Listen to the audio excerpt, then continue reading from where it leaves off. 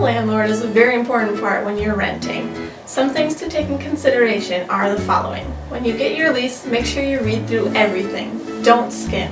There are some things that are very important to read in there. It's good to know when your move-in date is and when your move-out date is.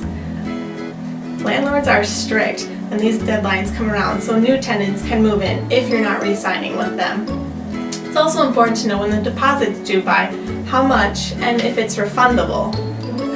If you're planning on graduating or not returning to your building for the entire lease, it's good to know if you can sublet to a friend or someone else, and what that procedure is. It's really important to know as well. It's also interesting to see if you can have pets allowed and if there's a down payment that you have to pay for that.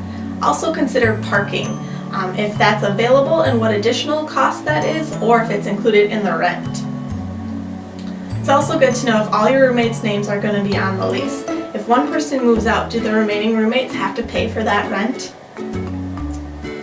Make sure you get everything in writing. This includes assurance of when problems will be fixed or not, and any communications you have with your landlord. Also, on your lease, it should note who's responsible for repairs. Is that you or your landlord? Also, in Atwood, there's the Student Legal Services. They're located in room 139 or by phone at 320-308-2205. This is a free service open to full and part-time SCSU students. You can also ask the current tenants what their relationship is with the landlord. Are they nice? Are they available? What's the best way to communicate with them?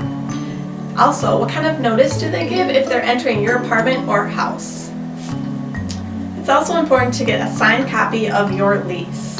Your landlord is required by law to give you a copy. It's also important to get your security deposit back at the end of the year. Tenants must provide their landlords written notification of their new mailing address where they would like their security deposit sent. If a landlord does not return the deposit or a letter stating why the student is not receiving their full deposit, students can sue for twice the amount of their security deposit.